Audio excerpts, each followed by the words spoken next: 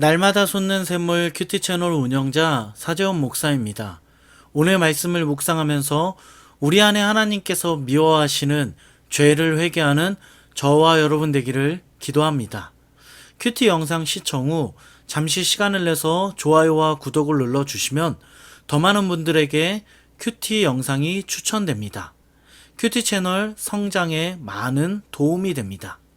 좋아요를 누르시려면 영상 아래에 나오는 엄지를 클릭하시면 됩니다. 구독도 부탁드립니다. 오늘 하루도 말씀과 함께 평안한 하루 되시길 기도합니다.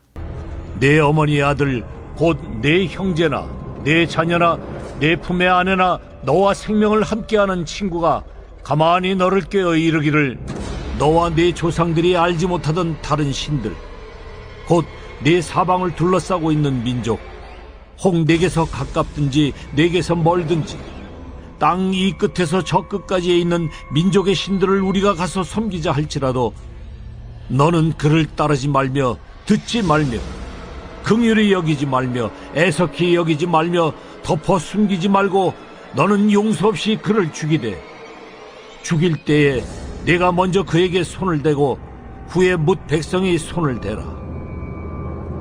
그는 애굽 땅 종되었던 집에서 너를 인도하여 내신 네 하나님 여호와에게서 너를 꿰어 떠나게 하려 한 자이니 너는 돌로 쳐 죽이라. 그리하면 온 이스라엘이 듣고 두려워하여 이 같은 악을 다시는 너희 중에서 행하지 못하리라. 오늘 말씀의 앞부분을 보면 하나님은 이스라엘을 유혹하는 거짓 선지자와 꿈꾸는 자를 경계하라고 하셨습니다. 말씀을 듣고 지킴으로 그들의 유혹에 넘어가지 말라고 하셨습니다. 오늘 말씀을 보면 형제나 자녀나 아내나 친구가 우리에게 하나님 외에 다른 신을 섬기자고 유혹할 때 그들을 따르지 말라고 말씀하십니다. 그들을 따르지 말고 반드시 우리를 유혹하는 그들을 죽이라고 명령하셨습니다. 그들을 죽일 때는 우리가 먼저 그들에게 손을 대고 그 후에 사람들이 손을 대게 하라고 말씀하십니다. 이 말씀을 통해서 우리는 두 가지를 알 수 있습니다.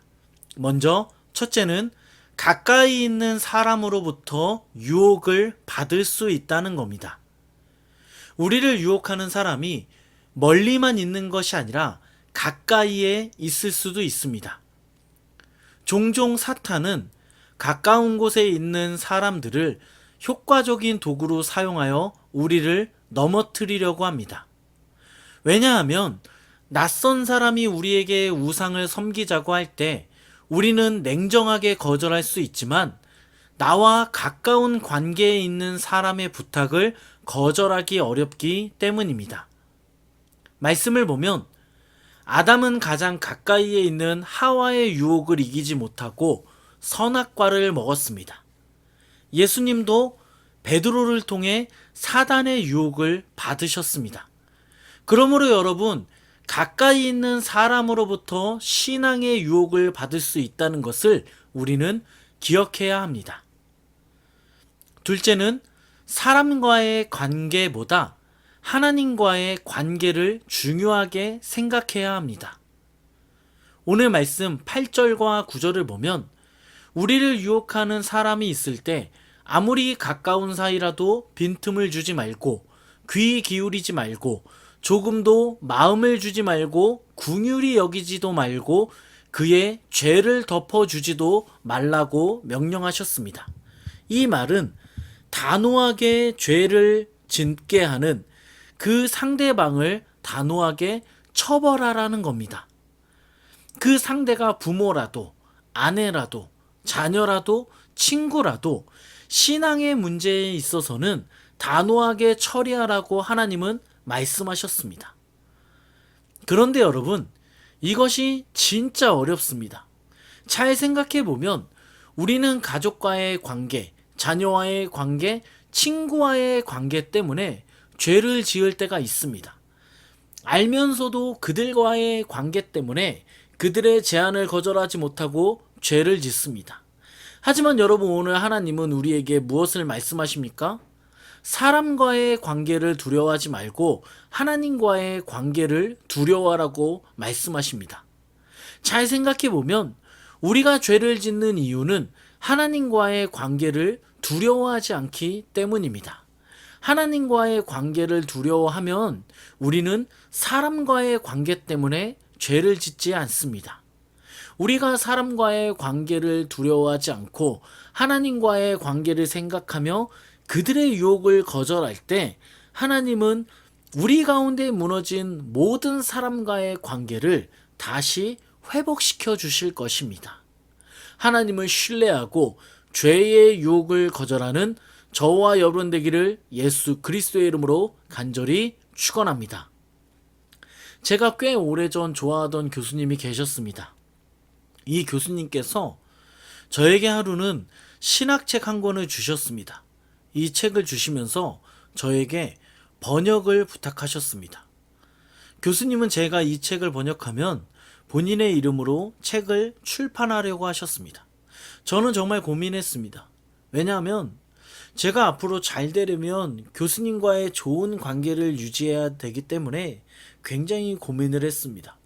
제가 정말 고민을 하다가 이거는 아니라는 생각이 들었습니다. 하나님 앞에서 죄라는 생각이 들어서 교수님께 어떻게 말씀드려야 할까 고민을 하다가 영어가 어려워서 번역을 못하겠다고 말씀을 드렸습니다. 그 일 이후에 당연히 저는 교수님과의 관계가 나빠졌습니다. 교수님과는 더 이상 연락을 하지 않게 되었습니다. 하지만 저는 아직도 그때 제 결정에 후회가 없습니다. 하나님이 기뻐하시는 일이 아니기 때문입니다. 비록 교수님과의 관계는 나빠졌지만 그때의 올바른 선택 때문에 하나님이 제 인생을 지금도 이끌어 주심을 확신하고 있습니다. 사랑하는 여러분, 사람과의 관계 때문에 죄를 짓지 말아야 합니다. 우리가 사람과의 관계가 아닌 하나님과의 관계를 선택할 때 하나님은 우리에게 새로운 사람을 붙여주시고 우리를 은혜의 길로 인도해 주십니다. 죄 앞에서 사람과의 관계를 생각하는 것이 아니라 하나님과의 관계를 생각하며 하나님을 선택할 수 있는 저와 여러분 되기를 예수 그리스도의 이름으로 간절히 축원합니다. 하나님과의 관계를 선택하며 죄를 거부할 때 우리 좋으신 하나님은 우리를 푸른 초장으로 인도해 주실 것입니다.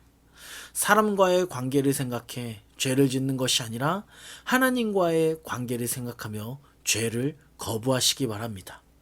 죄의 유혹에 넘어가지 않도록 말씀과 기도로 무장하는 우리가 되기를 간절히 기도하겠습니다. 기도합니다. 우리 말씀을 생각하면서 기도할 때 이렇게 기도하겠습니다.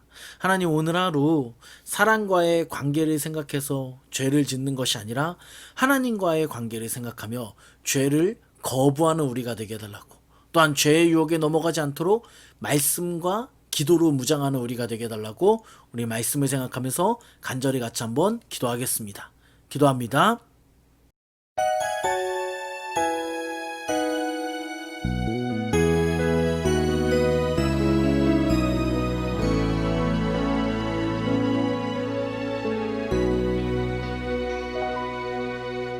주님이 가신 길 골고다 십자가 나의 죄 인하여 홀로 가신 길 걸음걸음마다 흘리신 그 피가 나의 더러운 죄 사하셨네.